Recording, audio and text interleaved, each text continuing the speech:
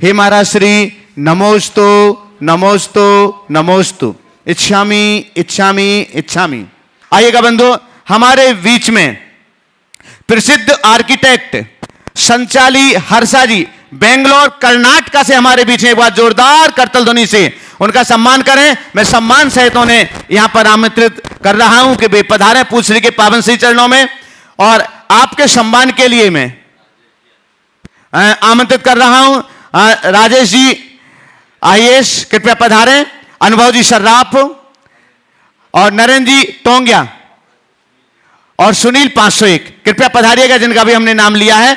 हमारे बीच प्रसिद्ध आर्किटेक्ट संचाली हर्षा जी बेंगलोर कर्नाटक से हैं। एक बार जोरदार जोरदार करतल ध्वनि के साथ आपकी भी अनुमोदना इस सम्मान के साथ में जोड़ना चाहिए। मैं आमंत्रित कर रहा हूं राजेश जी को कि वो 1 मिनट माइक दे दो। वे संचाली हर्षा जी बेंगलोर का एक बार परिचय दे दीजिएगा, इतनी दूर से वो आई हैं। जोरदार जोरदार करतल ध्वनि के साथ चलिए राजेश जी। परम पूज्य गुरुदेव के चरणों में सत वंदन, चुल्लक जी के चरणों में इच्छामि। बंधुओं, आज हमारे बीच बेंगलोर से सुप्रसिद्ध आर्किटेक्ट सुश्री संचाली हर्षा जी पधारी हुई हैं। गुरुदेव की जो परिकल्पना थी कि इस परिसर में एक भव्य स्कूल, जिनालय, अतिथि गृह, बसती का और अन्य जो भी कार्य हो सकें, छात्रावास, उसके लिए आपको बुलाया था। और आपका जो प्रेजेंटेशन हुआ उससे सभी लोग बड़े प्रसन्न हुए और आगे कार्रवाई करने के लिए इनको अधिकृत करेंगे हम लोग। 1969 से आपकी सुप्रसिद्ध फर्म है बेंगलोर की, और लगभग 50 अंतर्राष्ट्रीय इंटरनेशनल स्कूलों का आपने आर्किटेक्ट और डिजाइन किया है। आज सभी सदस्यों ने उसको देखा और सभी ने उसकी अनुमोदना एक हिसाब से की, लोगों को पसंद आया। और उसके बाद बाकी औपचारिकताओं की पूर्ति के लिए हर्षा जी से हमने अनुरोध किया है और वो निश्चित रूप से हमें देंगी। और ये परिसर, उनकी मनोभावना है कि ये परिसर ऐसा बने कि ये अंतर्राष्ट्रीय स्तर में एक अलग से परिसर के रूप में प्रभावित हो। और गुरुदेव से हर्षा जी अत्यंत प्रभावित हुई और गुरु ने कहा कि गुरुदेव के आशीर्वाद से हम चाहेंगे कि हम ऐसा यूनिक प्रोजेक्ट यहाँ पर बनाएं कि जो कि विश्व में, न केवल देश में बल्कि अंतर्राष्ट्रीय स्तर पर सराहा जाए। तो निश्चित रूप से हम ये करने में सफल होंगे। बहुत धन्यवाद। इसी के साथ दोनों हाथों को ऊपर उठा करके महाराज श्री के जयकार के साथ हम पूज्यवर मुनिषी संधान सागर जी महाराज जी के चरणों में प्रार्थना करते हैं। जय बोलो पूज्यवर मुनिषी प्रमाण सागर जी महाराज की, पूज्यवर मुनिषी संधान सागर जी महाराज की। चलते हैं गुरु चरणों में और आज का ये संकट समाधान का सत्र प्रारंभ करते हैं। अपने बीच में आज गुणायतन के जो आर्किटेक्ट हैं चंद्रशेखर जी, जो अनेकों मंदिर बना रहे हैं, ऐसे विदिशा से अपने बीच में सपत्नीक यहाँ पर उपस्थित हैं। और आज उनके विशेष दिन भी है, गुरु दर्शन, गुरुवर के अनन्य भक्त हैं, सपत्नीक यहाँ पर उपस्थित हैं। जोरदार ताली बजाते हुए चंद्रशेखर जी का स्वागत अभिनंदन करें। और मैं चाहूँगा कि हाँ, राजेश जी पारसोम और नरेंद्र जी पिंडरई वहीं पर जाकर उनका सम्मान कर देंगे। महिला सम्मान के लिए पुष्पा जी सोगानी जयपुर चली जाए। हाँ बोले। महाराज श्री के चरणों में बारंबार नमोस्तु नमोस्तु नमोस्तु। शुल्लक महाराज जी के चरणों में इच्छामि इच्छामि इच्छामि। महाराज श्री, आचार्य श्री ने आपका नाम क्या सोच कर रखा होगा, क्योंकि मैं जब भी शंका समाधान या प्रवचन सुनता हूँ आपका हर एक भाग प्रमाणिकता के आधार पर रहता है। तो ऐसा आचार्य श्री ने क्या देख के नाम रखा होगा? ओ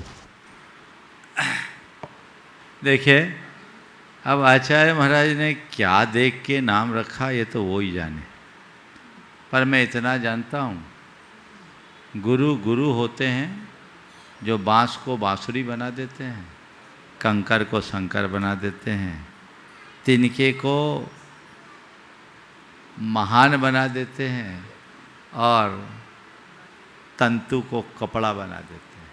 ये गुरु हैं। तो जो कुछ भी है वो गुरु कृपा से ही। एक बात ज़रूर है, मेरे साथ एक घटना घटी जब मैं ब्रह्मचारी था, गुरुदेव पढ़ाते थे और उन दिनों व्याकरण पढ़ाते थे। हमें जो कुछ भी पढ़ाया गुरुदेव नहीं पढ़ाया। तो संस्कृत सीखते थे, व्याकरण पढ़ाते थे। व्याकरण में रीजनिंग बहुत होती, बहुत तर्कना हो, और मैं बहुत प्रश्न किया करता था। और कभी कभी क्योंकि व्याकरण के सूत्रों की सिद्धि में इतनी तर्कना होती कि आप एक एक में उलझते जाओ तो चीज़ें बहुत और स्पष्ट होती। तो एक दिन ऐसा हुआ कि 1.5 घंटे की कक्षा में एक सूत्र भी नहीं हो पाया। मैं प्रश्न दर प्रश्न, प्रश्न दर प्रश्न, प्रश्न दर प्रश्न। तो हमारे किसी साथी ब्रह्मचारी ने कहा, ये तो शंका सागर है, ये तो शंका सागर है। गुरुदेव ने टोकते हुए कहा, शंका सागर नहीं, प्रमाण सागर। और इस घटना के 3 दिन बाद अचानक उन्होंने बुलाया और कहा कि कल मैं आप लोगों की दीक्षा देना चाहता हूँ, और आप लोगों की दीक्षा है, आप लोग क्या करना है गुरुदेव, अहो भाग, आपका जैसा मन। और उन्होंने हम लोगों की दीक्षा दी। 9 क्षुल्लक दीक्षाएं हुई, जिसमें मेरा पहला नंबर था, और मुझे उसी नाम से पुकारा गया जिससे आप लोग पुकारते हैं। तो मुझे लगता है उनने मेरा नामकरण मेरी दीक्षा के पहले कर दिया। नमोस्तु महाराज। एक बार फिर से ताली बजा दीजिए चंद्रशेखर जी के लिए। अहरनिश गुरुवर के सपनों को साकार करने में लगे रहते हैं। और अब चलते हैं आज अहमदाबाद से किरण जी जैन, जो युवा प्रोफेशनल हैं। वे गुरुचरणों में बारंबार नमोस्तु करते हुए पूछ रही हैं, जीवन में लक्ष्य प्राप्ति में आने वाली रुकावटों में से निराशा को कैसे दूर करें। देखिए, लक्ष्य प्राप्ति के मार्ग में आने वाली निराशा, रुकावटों के कारण होने वाली निराशा से कैसे बचे, बहुत महत्वपूर्ण रहा। सबसे पहले मैं ये कहूँगा कि हर व्यक्ति को सुस्पष्ट लक्ष्य बनाना चाहिए पहले तो। और जब भी कोई लक्ष्य बनाए, उसमें रुकावटें आए तो घबराना नहीं चाहिए, उसके प्रति सकारात्मक सोचना चाहिए, आत्मविश्वास से भरना चाहिए, और पूरी तत्परता से जुट करके काम करना चाहिए। एक लंबा समय बीत जाने के बाद यदि कोई लक्ष्य हासिल नहीं होता और मन विचलित होने लगे, तो उसके लिए एक बहुत अच्छा रास्ता है कि हम एक बड़े लक्ष्य को कुछ छोटे छोटे लक्ष्यों में बांट दें, टुकड़े टुकड़े में बांट दें।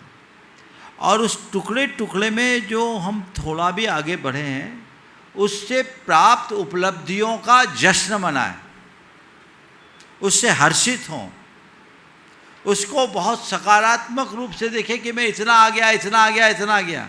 जहाँ मुझे पहुँचना था वहाँ नहीं पहुँच पाया, लेकिन जहाँ था उससे कुछ तो आगे बढ़ा, ये सोचना चाहिए। मैंने एक टारगेट बनाया था, उस टारगेट तक मैं नहीं पहुँच पाया, कोई बात नहीं, लेकिन जहाँ था उससे कुछ तो आगे बढ़ गया। मेरा हर एक कदम मुझे मेरे लक्ष्य के निकट लाने वाला है, और ऐसे ही चलते चलते मैं अपने गंतव्य तक पहुँचूँगा। तो आप छोटे छोटे उपलब्धियों का भी हर्ष मनाएं, इससे आपके अंदर आशा का संचार होगा, आपके अंतरंग की हताशा मिटेगी। नियमित भावना योग करें, और भावना योग करने से आपको ये लाभ मिलेगा। विगत दिनों जो हमने नकारात्मकता के हल के संदर्भ में अपने प्रवचन दिए हैं, जो अ सीरीज पर प्रवचन है, उसमें एक प्रवचन है अनुत्साह। अनुत्साह पर दिया गया प्रवचन आप बार बार सुने, और अपने अंदर के अनुत्साह और हताशा को मिटाने के लिए हमने एक विशेष भावना योग का भी अभ्यास कराया। जो लोग भी इस तरह की हताशा से ग्रसित हैं, या जिन्हें ऐसा लगता है कि मेरा उत्साह मंद पड़ रहा है, वे उसे बार बार सुने, उस अभ्यास को दोहराएं, सुनिश्चित अच्छा परिणाम आएगा। पूज्य महाराज श्री जी, ग्वालियर से सीमा जी जैन जो गृहिणी हैं, वे पूछ रही हैं, पारिवारिक कलह के कारण मानसिक शांति भंग हो रही है, क्या कोई विशेष भावना योग की विधि है। देखिए, पारिवारिक कलह है, मानसिक शांति, जहाँ कलह है वहाँ तो शांति भंग होगी। तो सबसे पहले तो मैं ये कहूँगा कि आप ये देखिए कि कलह के कारण क्या है, किस कारण से कलह हो रहा है, और उस कलह में कहीं मैं तो जिम्मेदार नहीं हूँ, मेरी जितनी जिम्मेदारी यदि मैं उसे ठीक कर लूँ तो बहुत कुछ परिवर्तन आ सकता है। तो पहली बात, हम अपने आप को सकारात्मक बनाएं ताकि उस कलह से अपने आप को बचा सके या कलह के प्रभाव से अपने आप को बचा सके। दूसरी बात, हम थोड़े सहनशील बने। अपने अंदर की सहन शक्ति अगर हम बढ़ा देते हैं तो लोगों का दुर्व्यवहार भी हम पर हावी नहीं होगा। तीसरी बात, अपने हाजमे को थोड़ा अच्छा बनाएं, यानी चीज़ों को नज़रअंदाज करना सीखे, बातों को पचाना सीखे, प्रतिक्रियाओं से बचे, तो आपके पारिवारिक कलह से कोई आप पर असर नहीं होगा। और चौथी बात, अपने व्यवहार को इतना नम्र बना दें कि जो आपके विरोधी वो आपके अपने हो जाए। ये दृष्टिकोण आप अपनाएंगे तो मैं मानता हूँ आपका मन भी शांत होगा और कलह भी शांत होगा। रांची से डॉक्टर शशिकांत जी जैन जो सेवानिवृत्त प्रोफेसर हैं, वे गुरु चरणों में बारंबार नमोस्तुति करते हुए पूछ रहे हैं, सामाजिक सेवा में मन लगाते हुए भी मन में अकारण क्रोध क्यों आता है, इसे हम कैसे शांत करें? देखिए, सामाजिक सेवा में मन लगाने वाले को क्रोध अगर आता है तो इसका मतलब यह है कि अभी वो सेवा भाव में जिस तरह से उतरना चाहिए उस तरह से उतर नहीं पाए। उन्हें सेवा भाव में उतरना चाहिए और सेवा भाव में उतरने के लिए मन में श्रद्धा भाव जगाना चाहिए। श्रद्धा भाव से आपूरित व्यक्ति के हृदय में जब सेवा की भावना आती है तो उसका परिणाम बिल्कुल अलग होता है। कई लोग सेवा का कार्य करते हैं, पर किस लिए कर रहे सेवा का कार्य, हमें ये देखना है। कुछ लोगों की सेवा के प्रति जो भावना होती है उसके पीछे एक कारण ये होता है कि सेवा करूँगा तो मेरी एक सामाजिक पहचान बनेगी, मेरी प्रतिष्ठा होगी। कुछ लोग सेवा करते हैं इसलिए कि सेवा करूँगा तो मुझे कुछ पुण्य मिलेगा। कुछ लोग सेवा इसलिए भी करते हैं कि सेवा करते रहेंगे तो हम एक्टिव बने रहेंगे। और बहुत कम लोग हैं जो सेवा करते हैं इसलिए कि सेवा करना मेरा कर्तव्य है। वो उनके हृदय की संवेदनशीलता से प्रेरित होकर करते हैं। आप सेवा को अपना कर्म नहीं कर्तव्य बनाइए, श्रद्धा से भर करके कीजिए। ये मेरे जीवन के को कृतार्थ करने का आधार है, ये मेरी सेवा नहीं पूजा है। मैं आपसे पूछता हूँ, भगवान की पूजा करते समय क्रोध आता है क्या? गुरुओं की भक्ति करते समय क्रोध आता है क्या? क्यों? आप श्रद्धा सभर होकर के करते हो। इसी तरह जब सामाजिक सेवा को श्रद्धा से भरकर करने लगोगे, क्रोध हावी नहीं आएगा होगा, क्योंकि वो आपकी पूजा बन जाएगी और हमें उसी दिशा में चलना चाहिए। आरजेव जी जैन जबलपुर, अपना प्रश्न करें। गुरु के चरणों में मेरा नमस्तु। महाराज जी, मेरा ये प्रश्न है कि जैसे आजकल जो क्या होता है, सोसाइटी, पेरेंट्स और फ्रेंड्स के थ्रू एक एक्सपेक्टेशन क्रिएट हो जाती है कि ये जो स्टूडेंट है या है ये इतना अचीव कर सकता है, पर जब वो अचीवमेंट अपन अचीव नहीं कर पाते तो एक उससे डिप्रेशन और डीमोटिवेट फील करते हैं। तो उसको कैसे ओवरकम करना चाहिए और मतलब कैसे उस पर काम करना चाहिए? देखिए, सबसे पहले तो मैं अक्सर अपने प्रवचनों में भी कहता हूँ कि ये प्रवृत्ति ठीक नहीं है, हमें इससे बचना चाहिए और इसके परिणाम स्वरूप हमने बहुतों को खोया भी। तो हर माता पिता को इस बात का ध्यान रखना चाहिए, बच्चों से अतिरिक्त अपेक्षा और बच्चों पर अतिरिक्त दबाव कभी नहीं डालना चाहिए। उन्हें पढ़ाई के लिए प्रेरित करना चाहिए, पर पढ़ाई का प्रेशर बिल्कुल नहीं बनने देना चाहिए। और मैं सभी बच्चों से भी कहता हूँ, प्रेशर फ्री होकर के पढ़ो, ज्ञान अर्जन के लिए पढ़ाई करो, डिग्री पाने के लिए या रैंक पाने के लिए नहीं। रहा सवाल हम अपेक्षाओं की पूर्ति न कर पाए तो क्या करें, उन सब से मैं ये कहता हूँ कि अपने लिए अपने मन में ठानना चाहिए कि मैं भले पढ़ाई के क्षेत्र में पिछड़ा हूँ पर जीवन के क्षेत्र में आगे रहूँगा। परीक्षा की जिंदगी में फेल हो जाओ, कोई परवाह नहीं। परीक्षा की जिंदगी में फेल हो जाओ, कोई परवाह नहीं। जिंदगी की परीक्षा में हमेशा पास होना है, वहाँ कभी फेल मत होना। जीवन के मूलभूत तत्व को पहचानो, उसके अनुरूप करो और अपने आप को साबित करके दिखाओ। एक बच्चा, उनके माता पिता की बड़ी इच्छा थी कि ये लड़का नीट क्वालिफाई करे और मेडिकल में जाए, डॉक्टर बने। उनका व्यवसाय भी मेडिकल से जुड़ा हुआ था। उसने एक अटेम्प्ट दिया, सेलेक्ट नहीं हुआ। उसने अपने पिता से कहा, पापा, उसके पिता को थोड़ी सी हताशा हुई, कहा बेटा मैं चाहता था कि तुझे डॉक्टर बनाऊं, तू सफल नहीं हुआ, ड्रॉप ले, फिर 1 साल करना। उसने कहा पापा मुझे अब मेडिकल की पढ़ाई नहीं करना। बोले बेटा मेरा सपना है कि तू डॉक्टर बने। बोले पापा मैं डॉक्टर नहीं बनूंगा, डॉक्टर पालूंगा। देखो दृष्टिकोण, मैं डॉक्टर नहीं बनूंगा, मैं डॉक्टर पालूंगा।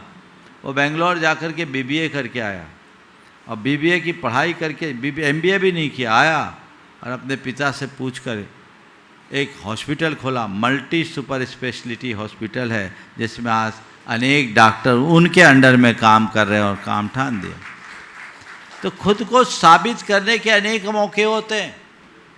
वो डॉक्टर बनता तो डॉक्टर ही बने रहता, लेकिन आज डॉक्टरों के सामने डटकर खड़ा है। तो ये भी एक दृष्टिकोण है। तो यदि कोई व्यक्ति किसी एक क्षेत्र में विफल हो जाए तो अपने आप को कभी विफल न माने। एक द्वार बंद होता है, दूसरा द्वार खुलता है। हम बंद दरवाजे की तरफ न देखें, खुले द्वार की तरफ देखने की कोशिश करें। इसलिए हताश मत हो। अगर माता पिता में मायूसी है, उनसे कहो आप आशीर्वाद दो, आज नहीं कल हम इस रूप में नहीं दूसरे रूप में आपको जरूर गौरवान्वित करेंगे। गुरु भक्ति से सरोवर वीरेंद्र कुमार जी पांड्या, शोभना जी पांड्या आ गए हैं लखनऊ बेंगलोर, और अंशुल जी जैन और उनकी सुपुत्री भी साथ में रहेंगे। वे प्रश्न करें। संगीता गुरुदेव के चरणों में त्रिवार नमोस्तु, महाराज जी के चरणों में नमस्तु, सुल्ले जी के चरणों में इच्छा में इच्छा में इच्छा में। गुरुदेव, कर्म का उदय आता है तो हमें पता चलता है, लेकिन कर्म का बंध होता है तो हमें पता नहीं चलता। जब पता चलता है तो समय निकल जाता है। तो गुरुदेव ऐसा कोई उपाय बताइए ताकि हम कर्म बंध से बच सके। देखो, कर्म का बंद होता है उसका पता नहीं चलता, बात सही है, लेकिन बंद होता है तो उसके लक्षण जरूर प्रकट होते हैं। हम लोग उस पर ध्यान नहीं देते। कर्म बंद कब होता है? जब हमारे मन में आकुलता होती, हमारे अंदर राग द्वेष रूप परिणाम होते हैं। तो हमारे अंदर की आकुलता, हमारे अंदर के राग द्वेष जो हमें अशांत करते नहीं, कर्म बंद के द्योतक हैं। तो समझ लो ऐसा हो रहा है तो कर्म बंद हो रहा है, सावधान हो जाओ। अगर व्यक्ति आकुलता से मुक्त हो जाए तो न केवल कर्म बंद से बचेगा, अपितु कर्म को काटने में भी समर्थ है। और माँ गुरुजी, मैं एक बात बताऊंगी, अगर मेरे को अष्टमी का चतुर्दशी का उपवास करना होता है, आपके आशीर्वाद में इतनी ताकत है गुरुदेव, मैं सप्तमी के दिन, तेरस के दिन आपको जब शंका समाधान लगता है तो मैं नमस्कार करती हूँ और मैं इच्छा बताती मन में कि गुरुदेव मेरे को कल उपवास करना है, मुझे ऐसी शक्ति दीजिए। तो मेरा उपवास ऐसा हो जाता है गुरुदेव, मुझे मालूम भी नहीं गिरता। नमोस्तु गुरुदेव, नमोस्तु गुरुदेव, नमोस्तु। चलिए, वीरेंद्र कुमार जी, शोभना जी पांड्या पूरे परिवार के साथ में। मुनि द्वैश्री को बारंबार नमोस्तु। इच्छामी महाराज जी। गुरुदेव, मेरे मन में एक जिज्ञासा है कि क्या चतुर्थ गुण स्थान में कर्मों की निर्जरा नहीं होती? क्योंकि हम श्रावक जितने भी नियम लेते हैं, चाहे रात्रि में 4 प्रकार के आहार का त्याग का नियम हो, या बाजार की सारी चीज़ों को त्याग हो, या अष्टमी चतुर्दशी के एक आसन का नियम हो, तो ये जितने भी नियम हम लोग लेते हैं उससे क्या कर्मों की निर्जरा नहीं होगी? किसने बोला नहीं? क्योंकि चतुर्थ गुण स्थान ही रहेगा, 5वां गुण स्थान तो बनेगा नहीं। निर्जरा तो होती है, निर्जरा का निषेध नहीं है, लेकिन वो हाथी का स्नान होता है, गज स्नान समझते हो। आप लोग जितना झड़ाते हो उससे ज़्यादा लाद लेते हो। हाथी नहाता है तालाब में, बाहर निकलता है सूर से उतनी धूल चढ़ा लेता है। जब तक जीवन में असंयम है तब तक पाप का बंध है। इसलिए जीवन को पवित्र करना चाहते हो, पाप का त्याग करो। ये असंयम का टैग जो लगा ना उसको हटाओ, संयत बनो। संयम में ही जीवन की सुरक्षा है। अच्छा है, शुभ अनुष्ठान जितनी देर करते हो उतनी देर तो बिल्कुल धर्ममय होते हो, पर जैसे ही उस वातावरण से बाहर जाते हो सब गड़बड़ हो जाता है। इसलिए बच्चे आशीर्वाद दीजिए गुरु की। अंशुल जी जैन। बेंगलो इंदौर। नहीं, मुनिद्वय के चरणों में नमोस्तु नमोस्तु नमोस्तु इच्छामि इच्छामि इच्छामि। महाराज जी, वैसे तो प्रश्न कुछ नहीं है, लेकिन आज अहिंसा विहार का जब से मंदिर बना है 15 साल से, सुबह 3:30 से 4 बजे के बीच में मंदिर पहुंचते हैं, तो लोगों की ये धारणा रहती है कि इस समय मंदिर नहीं जाना चाहिए। क्या ये उचित है कि अनुचित है? नमोस्तु। प्रातः काल मंदिर जाने का निषेध नहीं है, मंदिर जाओ, लेकिन उस समय पूजा मत करो, पाठ करो, जाप करो, ध्यान करो। गुणायतन के शिरोमणि संरक्षक और दयोदय महासंघ के अध्यक्ष प्रेमचंद जी प्रेमी वे अपना प्रश्न करें। उसके बाद में अर्चना जी जैन सागर, साथ में वंदना दीदी, प्रतिभा स्थली दीदी अपने बीच में है, वे प्रश्न करेंगे। मुनिद्वय के चरणों में बारंबार नमोस्तु, चुल्लक जी के चरणों में इच्छामि। गुरुदेव, जिंदगी की भाग दौड़ में हम बनावटी जीवन जीने में व्यस्त हैं, स्वाभाविक जीवन जीना तो भूल ही गए। तो गुरुदेव, आज वर्तमान परिवेश में स्वाभाविक जीवन कैसे जिए, मार्गदर्शन। देखिए, स्वाभाविक जीवन जीने के लिए कुछ नहीं करना है, अपने अंदर के ईगो को कम करना है। मनुष्य का अहंकार उसे अनेक प्रकार के कृत्रिमताओं से उलझा देता है। हम अपने जीवन को कृत्रिम जटिलताओं से बचाएंगे, हमारे जीवन में स्वाभाविकता प्रकट हो। नमोस्तु। अर्चना जी जैन सागर। नमोस्तु महाराज जी, टाइम हो गया। सभी महाराज जियों को नमोस्तु और चुल्लक महाराज जियों को एक शामी। महाराज जी, मेरा प्रश्न था कि निधत्ति निकाचित कर्म कैसे बन जाते हैं? क्या ये निदान से बनते हैं कि अनंतानुबंधी कषाय से बनते हैं?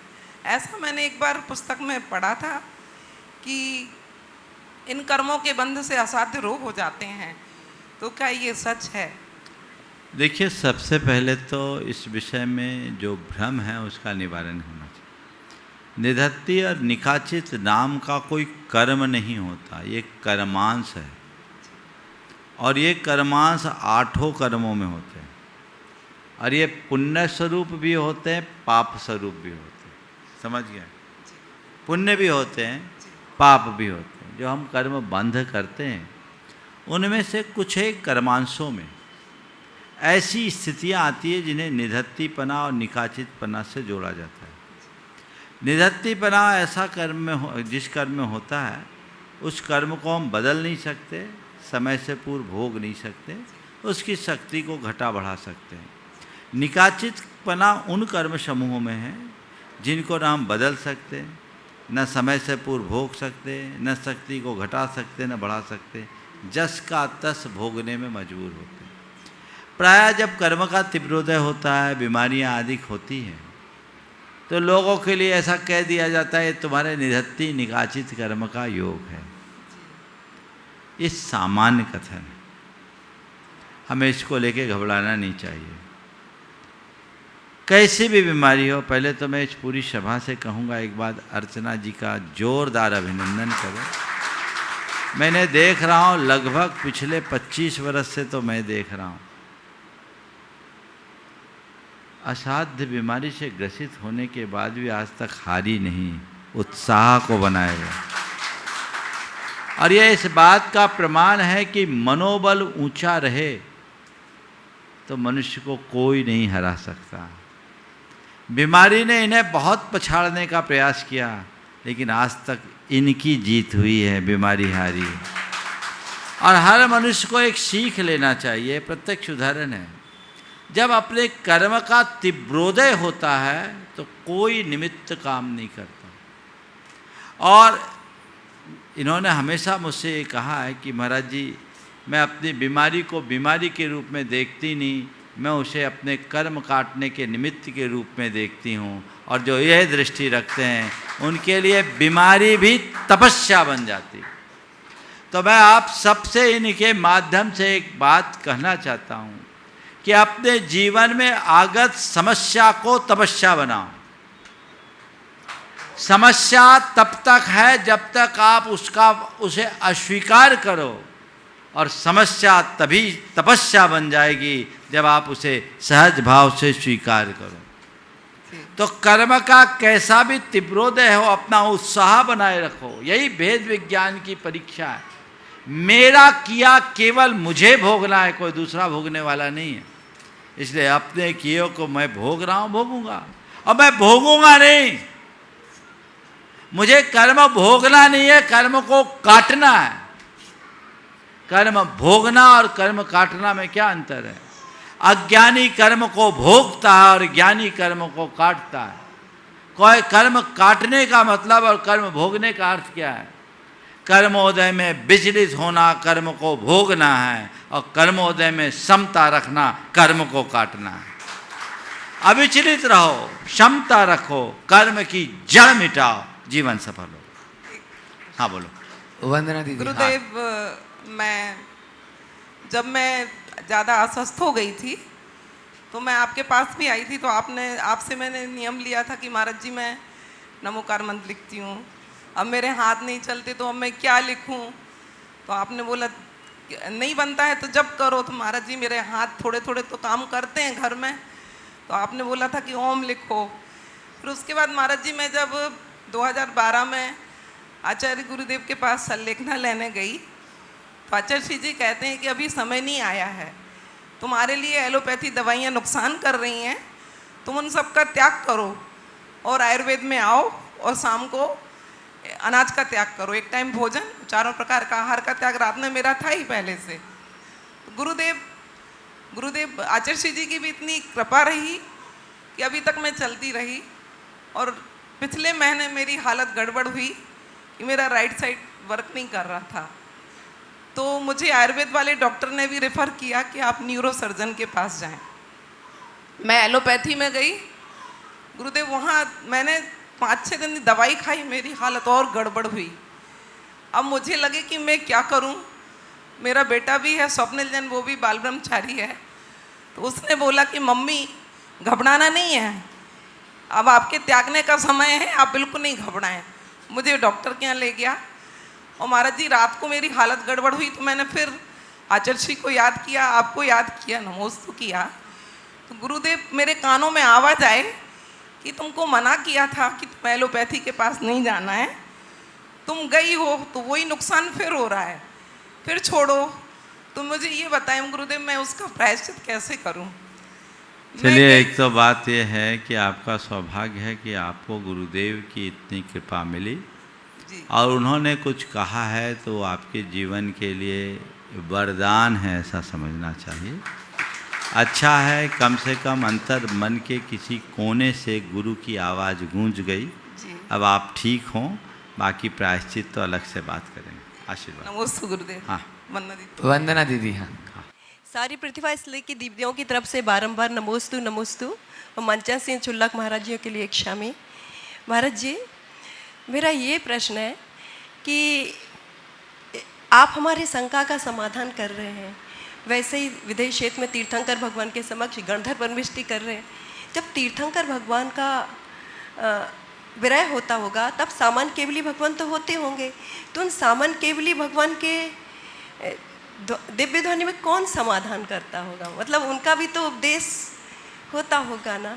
देखो, सामान केवली भगवान भी उपदेश करते हैं और तीर्थंकरों के गणधर होते हैं। केवली भगवान के उपदेश के लिए गणधर की जरूरत नहीं होती, लोग उनके समक्ष रहते अपने आप समझ लेते हैं।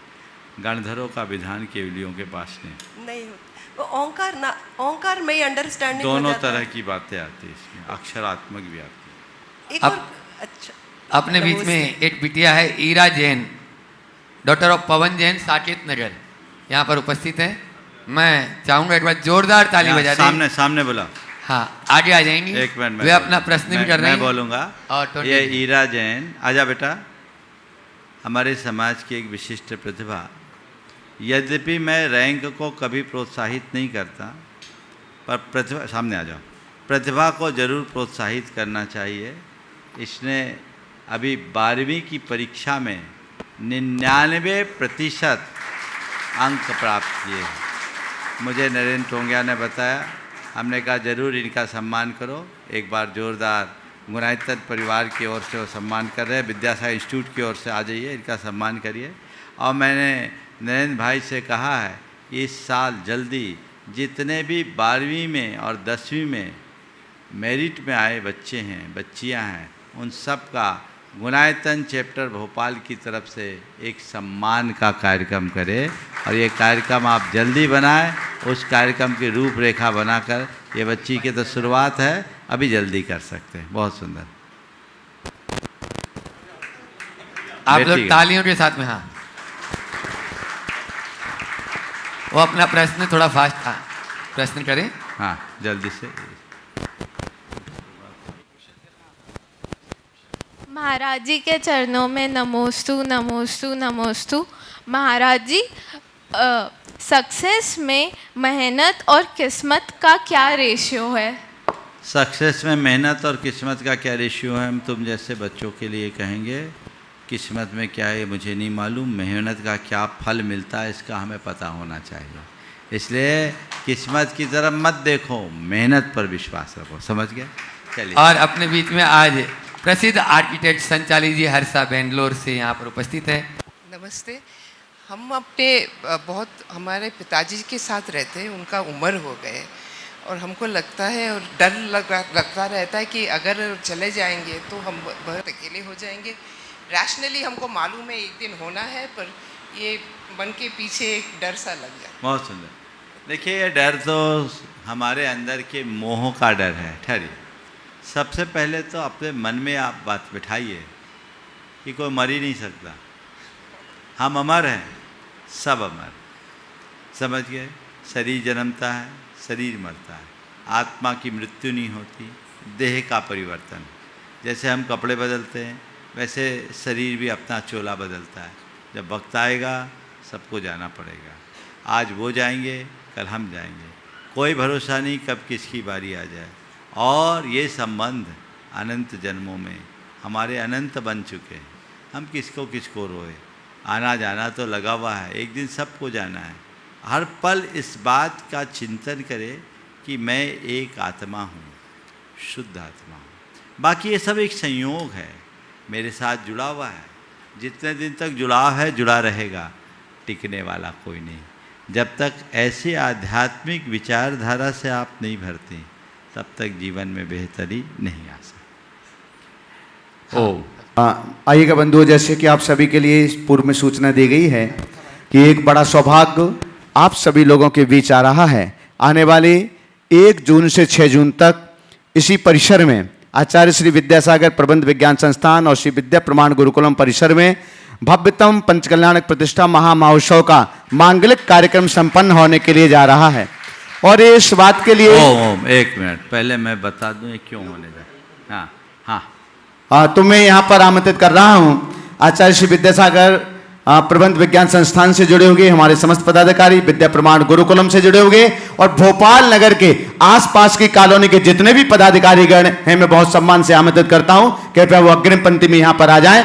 पूज्य श्री के पावन श्री चरण तो आसपास जो भी यहाँ आज पधारे हुए हैं वे सभी लोग, हम किसी भी कॉलोनी का उपनगर का नाम नहीं ले रहे हैं, सभी लोग यहाँ पर पहुंचे और पूज्य श्री के पावन श्री चरणों में पहले प्रार्थना करता हूं कि वे इसके लिए अपना मंगलाशीष हम सबके लिए प्रदान करें। बंधुओं, अभी आप लोगों को सूचना दी गई पंचकल्याण क्यों होना है। हम जब यहाँ आए पहले दिन हमने देखा कि यहाँ भगवान विराजमान है और भगवान विराजमान है, मंदिर है। मंदिर क्या है? मंदिर के नाम पर चैत्यालय है, छोटा सा मंदिर है और बिंब भी भगवान भी बहुत छोटे छोटे रूप में है। बैठ जाओ तो ढंग से दर्शन ही नहीं। अब यहाँ गुरुकुलम की स्थापना हो गई। 180 बच्चे तो केवल गुरुकुलम के हैं और लोग आने जाने, यहाँ की इतनी बड़ी समाज 40-50 घर की। तो मुझे लगा कि यहाँ भव्य जिनालय बनना चाहिए और भव्य जिनालय की योजना तो बन ही गई है। आज आर्किटेक्ट महोदया भी यहाँ आई हैं, बड़ी अनुभवी और एक अच्छे कंपनी की साथ जुड़ी हुई है और उसकी रूपरेखा बन रही बहुत जल्दी। मुझे लगता है कि ये भोपाल का नहीं देश का एक सबसे खूबसूरत स्थान बनेगा। उसमें भव्य मंदिर भी बनेगा, वो अपनी जगह है, लेकिन मुझे लगा कि यहाँ अब इस चैत्यालय का उद्धार होना चाहिए और उसके लिए यहाँ एक भव्य जिन बिंब स्थापित होंगे और वो भगवान यहाँ के मूल नायक बनेंगे। अभी सबके बीच खुला ऑफर है। कालांतर में जो भी भगवान विराजमान होंगे वो मूल नायक वही कहलाएंगे जो ये भगवान है, उन्हीं भगवान के बड़ी अवगाहना के बनेंगे। अभी वर्तमान स्थिति को देखते हुए 21 या 25 इंच की मूल नायक को विराजमान किया जाएगा और ये मंदिर के मूल नायक यही कहलाएंगे। सबको मैंने सामूहिक रूप से कह दिया, एक मूल नायक और एक विधि नायक को विराजमान करने का सौभाग्य यहाँ किसी को भी प्राप्त हो सकता है। बहुतों ने मुझसे अपना निवेदन कर रखा है, 3 दिन के भीतर मैं नाम तय कर लूँगा। जिनको भी इच्छा है, जितने लोग यहाँ प्रत्यक्ष रूप से सुन रहे हैं और जो परोक्ष रूप से अपने घरों में बैठ के सुन रहे हैं, वे संपर्क कर ले। रविवार तक हम इसे निश्चित करना चाहते हैं। ये सुअवसर है इस श्री विद्या प्रमाण गुरुकुलम आचार्य विद्यासागर संस्थान के इस विशाल परिसर में मूल नायक को स्थापित करने का सौभाग्य, विधि नायक को स्थापित करने का सौभाग्य जीवन का एक अमूल्य क्षण है। जिन्हें भी ये लाभ लेना है लाभ ले सकते हैं। इसी निमित्त से यहाँ पंचकल्याणक हो रहा है। बहुत दिन से पंचकल्याणक की बात जब हम आए थे तभी कह चुके थे। डेट्स की चूँकि कुछ रूपरेखा देख कर के आगे नहीं बन पा रही थी, तो आज भैया जी ने सब बातों पर विचार करके, क्योंकि आगे और डेट नहीं है और पहले ये काम करना है, 12 तारीख से बच्चे भी आ जाएंगे तो उसके पहले ये सारी सुव्यवस्था करनी है। इसलिए अभी 1 जून से 6 जून तक का ये कार्यक्रम सुनिश्चित हुआ है। सबको बढ़ चढ़ कर के हिस्सा लेना चाहिए। इसमें भेल क्षेत्र के सारे लोग हैं, समझ गए? तो इन सबको पूरे भेल, भोपाल तो रहेगा ही, पर भेल को भेला होना है। भेला होने का मतलब समझते हैं ना? और भेल अगर भेला हो गया तो बहुत बड़ी हलचल हो जाएगी। तो भेल क्षेत्र को होना ही, उसमें कुछ सोचना ही नहीं है, मुझे पता है। और अभी भी सब लोग अपना अपना लाभ ले ही रहे हैं। तो इसे बहुत उमंग, उल्लास और उत्साह के साथ संपन्न करना है। इसमें कोई ऐसी बात किसी के जो कोई कमी अपनी तरफ से नहीं हो। आप लोगों का उत्साह बना रहे और सभी लोग इंद्रदानी के रूप में जुड़े, भगवान की इस आराधना में सम्मिलित हों और जिनको इस होने वाले पंचकल्याण का मुख्य पात्र बनना है वो भी संपर्क कर ले। कौन सौधर्मिंद बनेगा, कौन कुबेर बनेगा, महायज्ञ नायक बनेगा, माता पिता बनने का कौन सौभाग्य लेगा, ये अवसर आपके हाथ में है। अभी आप कर लीजिए। अल्प सूचना में बहुत बड़ा अवसर आपको प्राप्त हो रहा है। तो जो भी इससे लाभान्वित होना चाहते हैं ले, और ये सब द्रव्य आपका यहीं लगने वाला है, अच्छे काम में आने वाला है। तो ये मौका है। आज पूरी कमेटी तो कमर कस के लगी हुई है, पूरी तैयारी है गुरुकुलम की। वो गुरुकुलम की तैयारी बहुत उत्तम भव्याति भव्य पंचकल्याणक होगा। इस बार का प्रवास भी हमारा पंचकल्याणक के निमित्त से हुआ है और मुझे लगता है ये पंचकल्याणक आने वाले और बड़े उपक्रमों का आधार बनेगा। यहाँ इस धरा का पहला पंचकल्याणक होगा और ये पंचकल्याणक बहुत बड़ी हलचल उत्पन्न करेगी। बंधुओं, अभी जो आर्किटेक्ट महोदया थी उनसे बातचीत हुई। यहाँ की जो योजना है वो कोई छोटी योजना नहीं, बहुत बड़ी योजना है। शीघ्र यहाँ 2-3 एजेंसी से बातचीत की गई है और चल रहा है। अगर ये जिस दिन उभर करके आएगा, मान करके चलना, जैसा अभी मैंने कहा, पूरे देश का सबसे खूबसूरत स्थान बन पाएगा। ऐसा प्रयास आप सबको करना है। यहाँ आने के बाद आपको एक अलग अनुभूति होगी, एहसास होगा। तो पूरी कमेटी कमर कस ले। आने वाले सब लोग तो लग गए। नरेंद्र टोंगिया कुछ बोलना चाहते? महापात्र तो संपर्क करेंगे ही, लेकिन जो सामान्य नरेंद्रानी के रूप में उस पंचकल्याणक प्रतिष्ठा महामहोत्सव में सम्मिलित होना चाहते हैं, उनके लिए मात्र 3100 रुपए की एक रजिस्ट्रेशन, ताकि आपकी सुविधा के लिए, यहाँ कार्यकर्ताओं की सुविधा के लिए भी। मैं तो चाहता था कि इसमें शुल्क का प्रावधान रखा ही न जाए, पर इन लोगों का कहना है महाराज रजिस्ट्रेशन के लिए कुछ तो व्यवस्था करें। तो ये आपके ऊपर है। इसको आप इससे सीमा से मत बांधिए। ये एक राशि भले घोषित तौर पर है, बाकी जिसकी जो इच्छा है वो भी स्वीकार कर लेना चाहिए, जो यथेच्छ दे सके। कम दे अधिक दे, कोई बंधन नहीं है, लेकिन भाव विशुद्धि के साथ। देखो एक बात बताता हूँ रहस्य की। गुणायतन में चंद्र प्रभु भगवान विराजमान है, उसका पंचकलाना कितनी विशुद्धि से हुआ है कि आज देखिए, आज कोई जाता है तो वहाँ लोग एकदम भाव विभोर हो जाता है, होता है। उसका पंचकलानक हमने अपने कमरे में कराया। उस पंचकलानक के, ये देखो चंद्र प्रभु भगवान सामने, इस पंचकलानक के शांति मंत्र की जाप भी हम लोगों ने की। हमने कमेटी को ही नहीं बुलाया, केवल विनोद जी काला थे, सौधर्मेंद्र और एक माता पिता, 5 आदमी, हम महाराज और ब्रह्मचारी मिलकर पूरा 5 दिन का ठाट बाट का पंचकलानक। तो ये प्रतिष्ठाचार थे 5 उसमें, और ये पंचकलानक बहुत उत्तम भव्यता के साथ होगा। बढ़ चढ़ करके आप लोग हिस्सा लीजिए। ये इतिहास की संरचना इसमें होने जा रही है, इसलिए इसमें किसी भी प्रकार की कोर कसर न बचने दीजिए। नरेंद्र जी। नमस्तु महाराज जी, नमस्तु नमस्तु नमस्तु महाराज जी। बहुत ही हम लोग सौभाग्यशाली हैं, बहुत ही भाग्यशाली हैं कि आपने हमको पंचकलाना करने का ये प्रधान हमको किया महाराज जी। पूरा भेल क्षेत्र, पूरा भोपाल क्षेत्र इस भव्य पंचकलाना कराने के लिए तत्पर रहेगा महाराज जी। आपने हम पे विश्वास किया है, आप पर विश्वास बिल्कुल भी खाली नहीं जाने देंगे महाराज जी। बहुत सुंदर, लग जाइए, अब हो गया। हाँ महाराज जी, सभी पंचायत कल्याणक तो कॉलोनियों में होते हैं, लेकिन यहाँ पर 180 बच्चों का जो निर्माण होना है, जो संस्कार हो रहा है, उनके लिए ये मंदिर बन रहा है। हम आपको बारंबार नमोस्तु करते हैं महाराज जी, नमस्ते। हाँ बंधु, एक बार पुनः आप सभी के लिए सूचित करते हैं, चूंकि समय कम है और जो लोग इंतजार में हैं कि मैं बाद में करूंगा, तो मैं आपकी सुविधा के लिए बतला दूं कि जिस परिक्षेत्र में इस पंचकल्याणक को संपन्न किया जाएगा वहां पर ज्यादा जगह नहीं है, तो आप पहले आइए। हाँ, पहले आइए, पहले पाइए। समय से पहले आप पहुंचेंगे तो आपका पुण्यार्जन अभी से प्रारंभ हो जाएगा। इसलिए मैं पुनः आपके लिए आमंत्रित करता हूं। मूल नायक, विधि नायक और सभी महापात्रों को विराजमान करने के लिए पावन सौभाग्य आप सभी के हाथों में होगा। जय बोलो संत शिरोमणि आचार्य गुरुवर श्री विद्यासागर जी महामुनिराज की